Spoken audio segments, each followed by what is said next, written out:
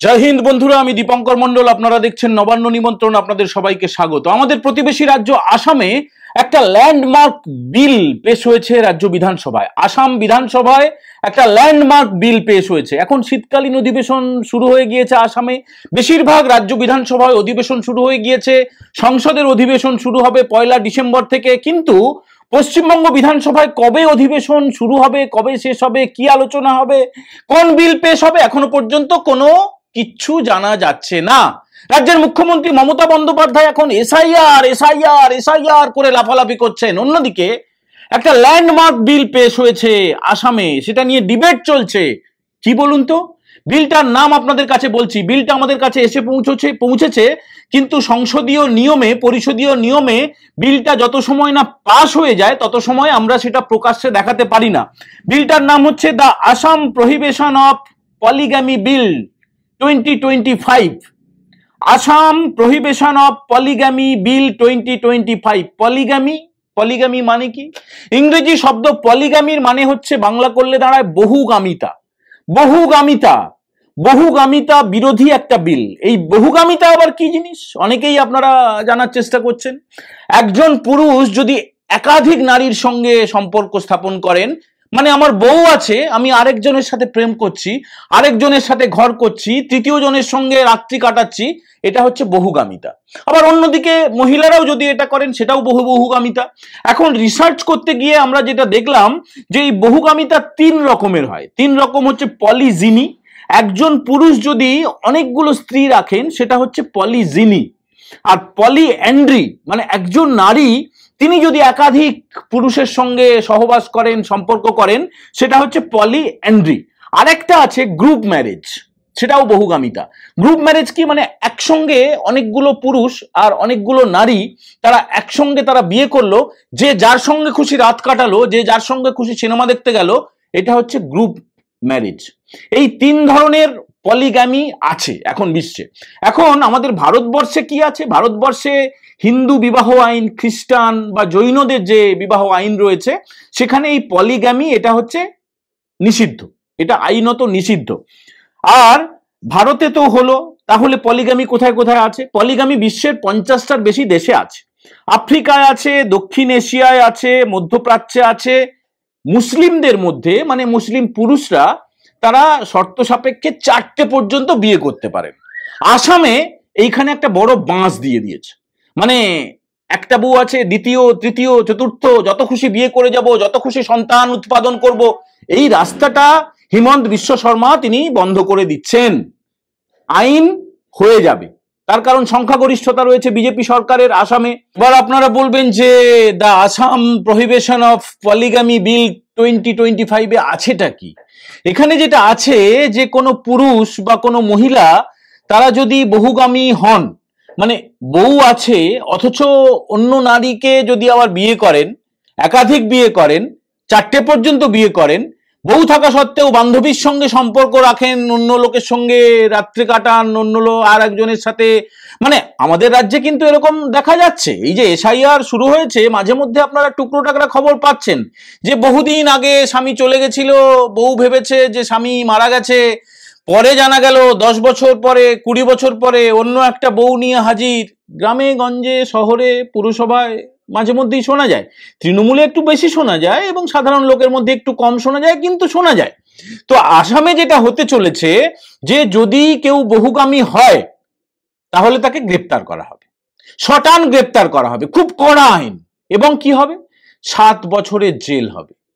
7 বছরের জেল হবে। একটার বেশি বিয়ে করা তেঁদেরামি বের করে দেবে, 7 বছরের জেল। আরেকটা জায়গায় কি বলা আছে? এই বিলেই বলা আছে, the Assam prohibition of polygamy bill 2025 বলা আছে যদি কেউ বিয়ে গোপন করে আবার বিয়ে করেন 10 বছরের জেল হবে। 10 বছরের জেল হবে। এর সঙ্গে জরিমানাও আছে, 1.5 লাখ থেকে 2 লাখ টাকা পর্যন্ত জরিমানা তো দিতেই হবে, পাশাপাশি 7 বছর অথবা 10 বছরের জেল খাটতে হবে। কি দাঁড়ালো? এই বিল হবে পশ্চিমবঙ্গ বিধানসভায় পেশ হবে না। আসামে যদি হয়, সেটা আস্তে আস্তে আস্তে আস্তে করে ভারত সরকারও সেই দিকে এগোবে। এটা কিন্তু একটা ইন্ডিকেশন। এই বহুগামিতা আমরা নবান্ন নিমন্ত্রণের তরফে এই বিলকে একদম মাথা উঁচু করে দুহাত তুলে এটাকে আমরা শুভেচ্ছা জানাচ্ছি, অভিনন্দন জানাচ্ছি। হিমন্ত বিশ্ব শর্মার সাহস আছে, বুকের পাটা আছে বলে তিনি এই বিলটা বিধানসভায় পেশ করেছেন এবং বিলটা নিয়ে ডিবেট চলছে। এরপরে ধ্বনি ভোটে হোক বা অন্য কোনোভাবে হোক পাশ হয়ে যাবে, রাজ্যপাল সম্মতি দিয়ে দেবেন এবং আসামে এই যে ছ্যাবলামি, এই যে কি বলবো যথেচ্ছাচার, যার সঙ্গে খুশি তার সঙ্গে, যাকে খুশি তাকে। এবারে আসুন, পশ্চিমবঙ্গে যদি এই বিলটা আসতো তাহলে কি হতো? পশ্চিমবঙ্গ বিধানসভায় যদি এই বিলটা আসতো তাহলে তৃণমূলের নেতারা বড্ড বিপদে পড়ে যেতেন, বড্ড বিপদে পড়ে যেতেন। মনে নেই পার্থ চট্টোপাধ্যায়, যাকে চুরির দায়ে বেশ কিছুদিন চুরির অভিযোগে যাকে ধরেছিল কেন্দ্রীয় এজেন্সি, প্রায় 3 বছরের বেশি জেল খেটে, জেলে না, তিনি অনেক ট্রিটমেন্ট পেয়েছেন, ভালো তার সবকিছু যা যা দরকার, ভালো 5 স্টার কোয়ালিটির হাসপাতালে ছিলেন শেষ 6 মাস। তারপরে বেরিয়ে এসে তিনি সগর্বে বললেন, হ্যাঁ আমাদের দলের তো অনেকেরই এইরকম ব্যাপার আছে, বউ আছে অথচ আবার বহু মহিলার সঙ্গে সম্পর্ক আছে, আমি সব জানি। আর পার্থ চ্যাটার্জি জানেন আর মমতা ব্যানার্জি জানেন না, কি যে বলেন না, সব জানেন, উনি তাড়িয়ে তাড়িয়ে উপভোগ করেন। হ্যাঁ তাই নাকি? ও বাবা, এ বাবা, একদম দায়িত্ব নিয়ে বলছি, একদম কুটকচালি এই ধরনের যে সিরিয়াল দেখতে পছন্দ করে, যে মুখ্যমন্ত্রী বলেন আমি সিরিয়াল দেখি, এর বিয়ে হলো, ওর বিয়ে ভেঙে গেল, ও উমুক হলো তুমুক হলো, মানে এইসব তিনি পছন্দ করেন। এই ধরনের যে চুটুল ব্যাপার, একদম চটুল ব্যাপার, তার কথাবার্তা শুনলেন না? সংবিধান দিবসের দিনে তিনি দাঁড়িয়ে ইলেকশন কমিশনকে আক্রমণ করছেন। আরেকটা ভীষণ মিথ্যে কথা বলেছেন আজকে, কলকাতার রেড রোডে বাবা সাহেব আম্বেদকরের স্ট্যাচুতে পুষ্পার্ঘ্য নিবেদন তো সে কোনো রকম তাচ্ছিল্য করে করেছেন, সেখানে তিনি একটা কথা বলেছেন, খুব মজার কথা, একদম ডাহা মিথ্যে কথা, ডাহা মিথ্যে কথা। একটা চটি চাটা কাগজ আছে আমাদের রাজ্যে, চটি চাটে চেটে চেটে চেটে চেটে চটিটা রঙই চেঞ্জ করে দেবে, এত চটি চাটে। কাগজটা তলানিতে থেকেছে, একসময় খুব ভালো সার্কুলেশন ছিল বাইপাসে, বাইপাসের পাশে। সেই সংবাদপত্রে আমি কিছুদিন ছিলাম, আমি কাজ করেছি, আমি খুব ভালো করে জানি। একসময় ছোটবেলায় আমরা সেই কাগজটা পড়তাম, মানে দিনের আলো অন্ধকার হয়ে আসছে, স্কুল থেকে ফিরে কলেজ থেকে ফিরে গোধূলির সেই আলোতে মানে অর্ধেক অন্ধকার হয়ে গেছে, তখনও আমরা কাগজটা গপ গপ করে গিলতাম। কিন্তু সেই কাগজটা এত অধঃপতন হয়েছে বলার মতন, একদম ডাহা ডাহা মিথ্যে কথা। সেই কাগজটা আজকে তারা পেজ 1-এ অ্যাঙ্কার মানে কি জানেন? প্রথম পাতার একদম নিচে যে খবরটা থাকে সেটাকে বলা হয় অ্যাঙ্কার স্টোরি। সেখানে তারা খবরটা করেছে নয়াদিল্লি থেকে যে সংসদে এবং রাজ্যসভায় নাকি জয় হিন্দ এবং বন্দে মাতরম নিষিদ্ধ করা হয়ে গেছে। বুঝুন, জয় হিন্দ এবং বন্দে মাতরম মানে জয় হিন্দ বলে আমরা শুরু করলাম, নেতাজি সুভাষচন্দ্র বোসের যেটা বলা হয় স্লোগান জয় হিন্দ, বন্দে মাতরম, ১৫০ উদযাপন চলছে, প্রধানমন্ত্রী নরেন্দ্র মোদী যেটা সূচনা করেছেন, এ রাজ্যে শুভেন্দু অধিকারী সহ বিজেপির নেতারা একাধিক কর্মসূচি করেছেন, কেন্দ্রীয় সরকার 1 বছর ধরে এটা উদযাপন করবে। সেই বন্দে মাতরম ঋষি বঙ্কিমচন্দ্রের সেই বন্দে মাতরম নাকি নিষিদ্ধ। মানে এর চেয়ে ডাহা মিথ্যে কথা আর হয় না। বিষয়টা কি একটু খোঁজ খবর আমরা নিলাম, একটু খোঁজ খবর নিয়ে যেটা জানতে পারলাম, 2022 সালে আজ থেকে 3 বছর আগে একটা প্রথা, মানে একটা নোটিশ দেওয়া হয় রাজ্যসভা এবং লোকসভার ভেতরে, যাতে ওই একদম গোয়াল ঘরের মতো চিৎকার চেঁচামেচি না হয় যখন রাজ্যসভার চেয়ারম্যান, যিনি ভাইস প্রেসিডেন্ট, এখন সিপি কৃষ্ণন, আগে ছিলেন জগদীপ ধনকড়। তো এই যে সংবাদপত্র চটিচাটা যার কথা বলছি, তারা খবর করেছে রাজ্যসভার যিনি চেয়ারম্যান, তার প্রথম অধিবেশন, আগে জগদীপ ধনকড় ইস্তফা দিয়েছেন, এখন উপরাষ্ট্রপতি, তিনি এবারে শীতকালীন অধিবেশনে তিনি চেয়ারম্যানশিপ করবেন। তো তিনি নাকি নির্দেশ দিয়েছেন জয় হিন্দ বলা যাবে না, বন্দে মাতরম বলা যাবে না। আসল ব্যাপারটা হচ্ছে যাতে করে সংসদের বা রাজ্যসভার ভিতরে যখন অধিবেশন চলে সেটা যাতে ডিস্টার্ব না হয়, অযথা যাতে বিঘ্নিত না হয়, এই কারণে যাতে কেউ স্লোগান না দেন সংসদের ভিতরে বা রাজ্যসভার ভিতরে, হাউসের ভিতরে বা বাইরে, একটা প্রথা, একটা নির্দেশিকা দেওয়া হয়, একটা বুলেটিন প্রকাশ করা হয়। তাও সেটা প্রকাশ করা হয়েছে 2022 সালে।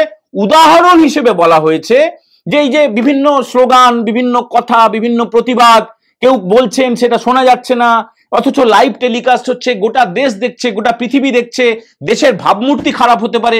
উদাহরণ হিসেবে বলেছেন অনেকে জয় হিন্দ বলে চিৎকার করেন, অনেকে বন্দে মাতরম বলে চিৎকার করেন।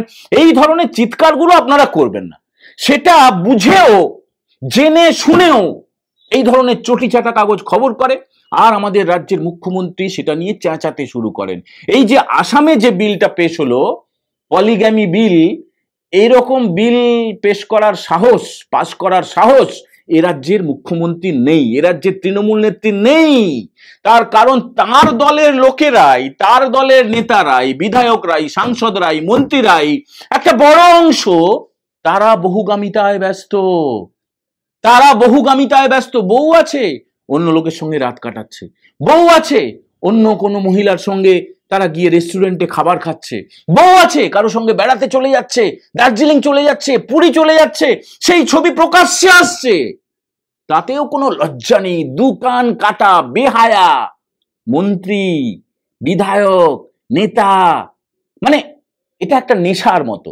আসলে এত টাকা এরা বেনামে নামে উপার্জন করে, বালি বিক্রি করে, কয়লা বিক্রি করে, চাকরি বিক্রি করে, বিভিন্ন ভাবে। আর কেন্দ্রীয় প্রকল্পগুলো যখন ছিল তখন তো সেখান থেকে কাটমানি, তো সেই টাকা যখন হয়ে যায় সেটাকে খরচ করতে হবে, বিভিন্ন জায়গায় মদ মেয়ে ছেলে করে বেড়াতে হবে।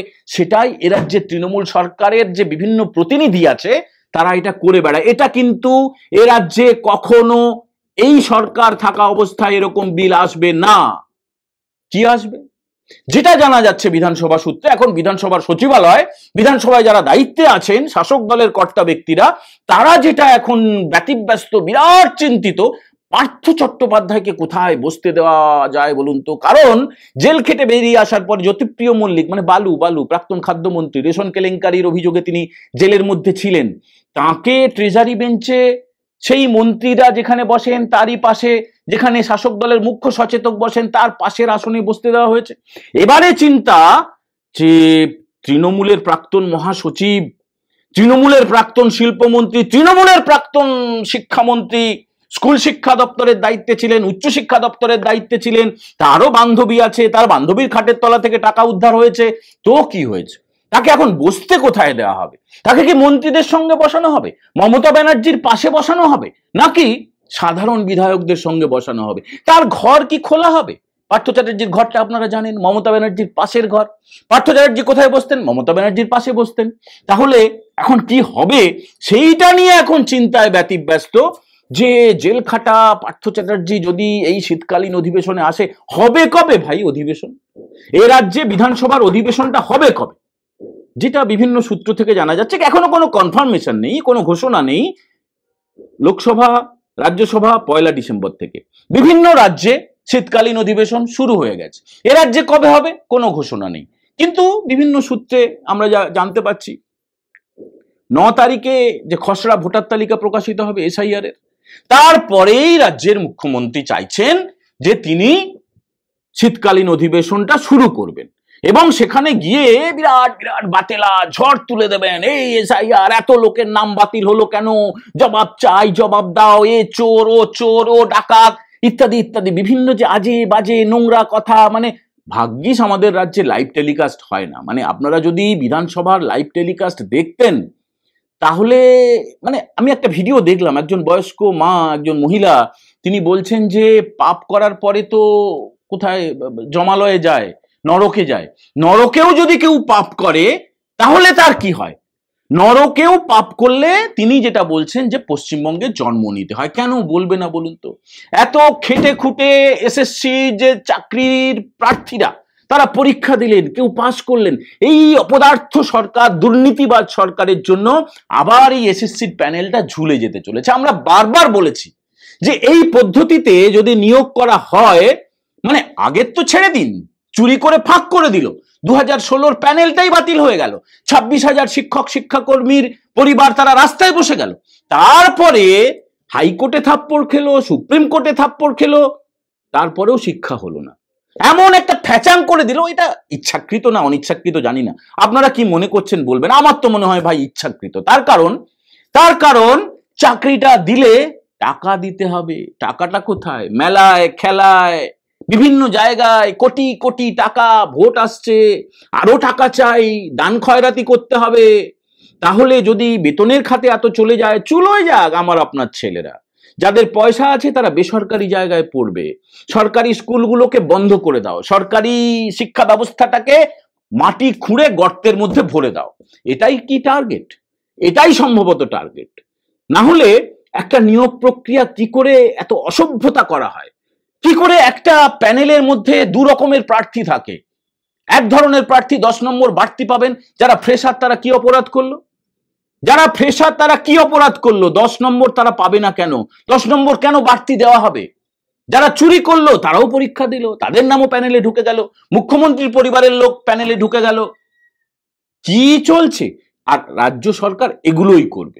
গতকালের ছবি তো আপনাদের দেখিয়েছি, গতকালই একটা ভিডিও তৈরি করেছিলাম যে নির্বাচন কমিশনের ভেতরে, রাজ্য নির্বাচন কমিশনের সিইওর একদম দপ্তরের ভেতরে কি করে তৃণমূলের লোকেরা ঢুকে যায়, কি করে ভাইপো গ্যাংয়ের লোকেরা ঢুকে যায়, কি করে তারা সেখানে স্লোগান দিতে থাকে, কি করে সেখানে পুলিশের উচ্চপদস্থ কর্তারা গিয়েও দেখেও না দেখার ভান করে চলে যায়। আমরা প্রশ্ন তুলেছিলাম, কিন্তু সেই ঘটনা হয়েছে এবং নির্বাচন কমিশন এফআইআর দায়ের করেছে। কলকাতা পুলিশ কি করছিল কৈফিয়ত দিতে হবে, এটা হওয়ারই ছিল। এবং এই সরকার যতদিন থাকবে ততদিন পর্যন্ত এই ধরনের অদ্ভুত কাণ্ড হতে থাকবে।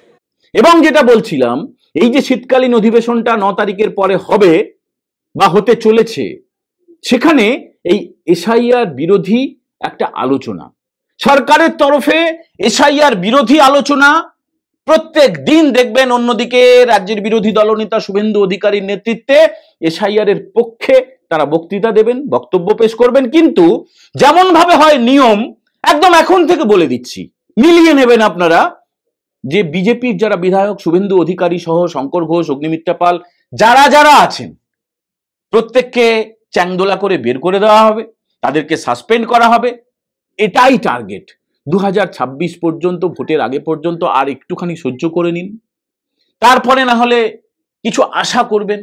নতুন কোন সরকার যদি আসে, যদি কেন, অবশ্যই আসতে হবে। আপনারা কি মনে করেন? আমাদের এই কন্টেন্ট আপনাদের কেমন লাগলো অবশ্যই কমেন্ট করে জানাবেন।